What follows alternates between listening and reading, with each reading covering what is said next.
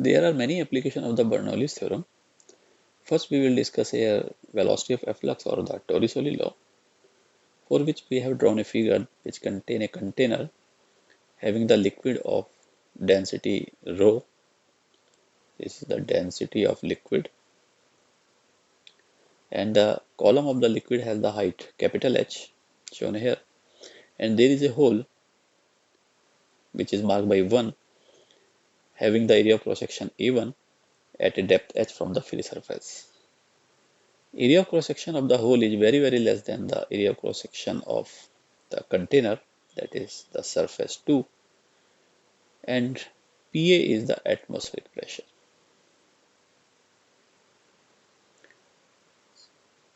We have discussed that Bernoulli's theorem is P plus rho gh plus half rho v square is constant. Now we apply this Bernoulli's theorem for the surface 1 and 2. So pressure at the hole is atmospheric pressure, plus taking the hole as the reference level, so potential energy will be 0 considering H equal to 0, plus half rho is the density of the liquid, and velocity of the fluid coming out of the hole is V1, so it is V1 square. This is the energy at the hole 1, and now at the free surface of the liquid, that is 2, it will be pressure is atmospheric pressure plus height of the surface from the hole is h, so this has the potential energy rho g small h, plus, and now velocity of the free surface because of the liquid coming out of the hole will be suppose v2, so we will consider it is half rho v2 square.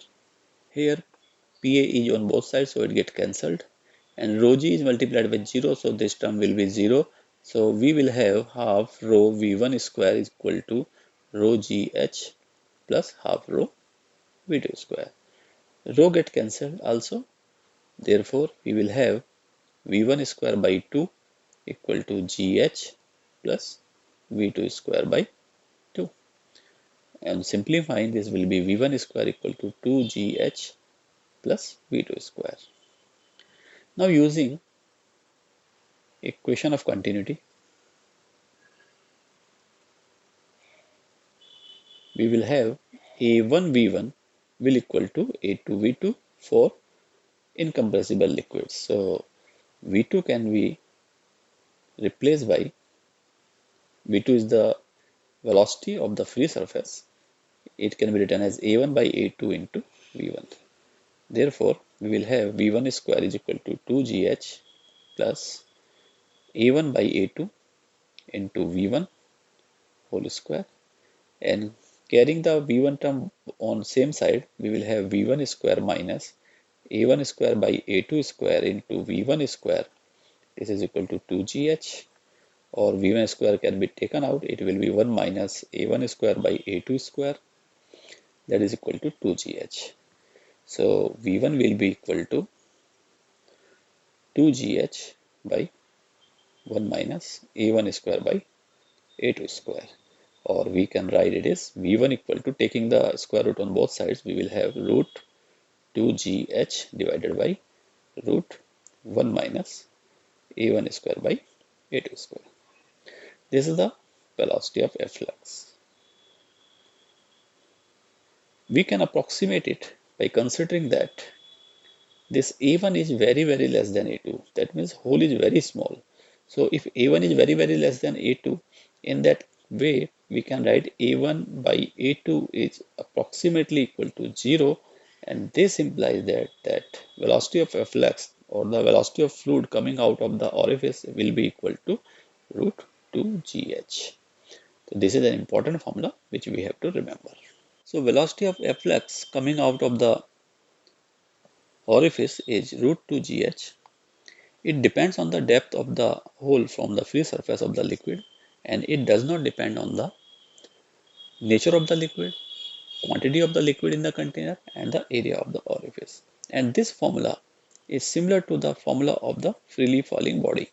So we can use those results also here for calculating the time range, height, etc. For example, first, if we have to find time taken by liquid to reach the base level.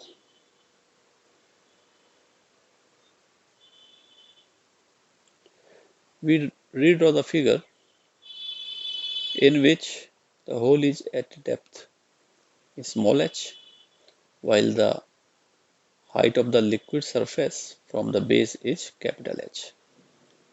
So total distance the liquid have to cover to reach the base level is h minus small h. So using the equation of motion s equal to ut plus half a d square, for downward motion we will write that distance to be covered is h minus small h equal to initial speed in vertical direction is 0, while in horizontal direction is root 2 gh. Therefore, it will be 0 plus half, and acceleration due to gravity is g, and time taken is t square. This implies that t square equal to 2h minus small h divided by g.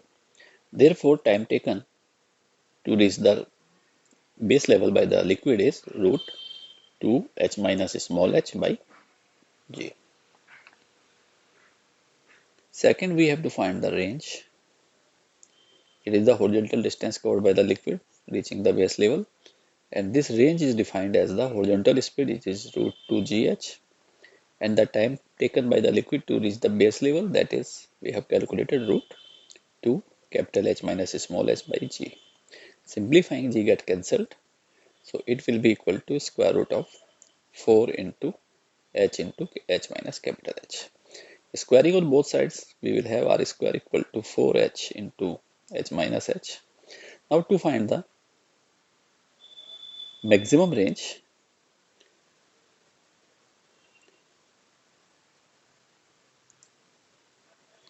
that means r is equal to r max. If r is max, that means r square is also maximum. So to find the maximum value, we have to differentiate this r square with variable term, which is h, small h. So it will be equal to differential of 4h into h minus small h, or it is equal to differential of 4h into capital H minus 4h square, and this will be equal to, on differentiating, we will have 4h into 1 minus 8 into h. And for maximum or minima,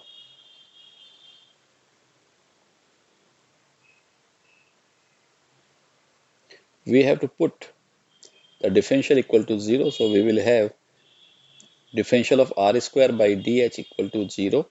This implies that 4h minus 8h equal to 0, or h equal to 4h by 8, that is equal to h by 2. So at this height, if hole is at the midway from the free surface, then the range will be maximum, and maximum range will be equal to square root of 4 into, substituting small h by capital H by 2, this is 4 into h by 2, replacing the value of small h in the figure in this expression, and it is h minus h by 2.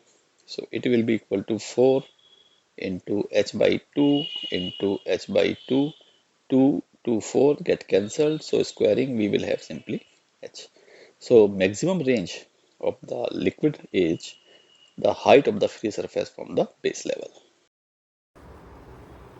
Next we have to find the time in which the tank becomes empty. Suppose the tank contains the liquid column up to a height h from the base level, and it has a hole at a height h dash from the base level. Area cross section of the hole is a1, and velocity through the hole is v1, and this v1 is given by root 2 gh, where h is the height of the water surface from the hole. Similarly, free surface has the area cross section a2 and the velocity is v2. And this velocity v2 is given by the rate of change of vertical height with the time, and because it is decreasing, so we are using the symbol minus. Suppose we consider that at time t the level of the water is at height h at height y from the hole. Using principle of continuity,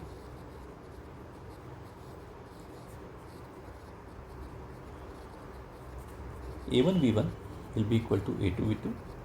This implies that at hole area of cross section is a1, and at time t when the water surface has the height y from the hole, the velocity of flux will be root 2g. It will be equal to a2, this is the area of cross section of the free surface, multiplied by minus of dy by dt, because at time t the rate of fall of the surface from the hole is dy by dt, and because it is decreasing, that's why we are using minus sign. Keeping the y term on left hand side, we will have dy by root y. This will equal to minus a1 by a2 into root 2g into dt. Now integrating both sides, we will have integral dy by root y, that is equal to minus a1 by a2, this is constant, into root 2g, it is also constant, integral dt. Time is from 0 to t, and y has the value from h to h dash, because water level can be decreased up to the height h dash from the base level because of this hole. This implies that y raised to power minus 1 by 2 plus 1 by 2 on integration divided by minus 1 by 2 plus 1, limiting values are h and h dash, equal to minus a1 by a2 into root 2g into t 0 to t. This implies that, and this value becomes in the numerator, this is y raised to power 1 by 2 and it is 1 by 2. So we can write it is 2 root y integrating from h to h dash, that is equal to minus a1 by a2 into root 2g into t, or it is 2 root h dash minus root h, that is equal to minus a1 by a2 into root 2g into t. This implies that if we accommodate this negative sign from the left hand side, it becomes 2 into root h minus root h dash, that is equal to a1 by a2 into root 2g into t. So t will be equal to a2 by a1 into 1 by root 2g into 2 h minus square root of h minus square root of h dash. If h dash is 0, that is hole is at the base of the container,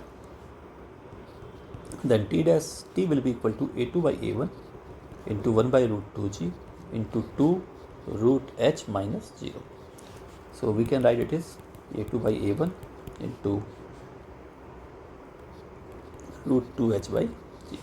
So this is the time to get the container empty if the hole is at the base of the container.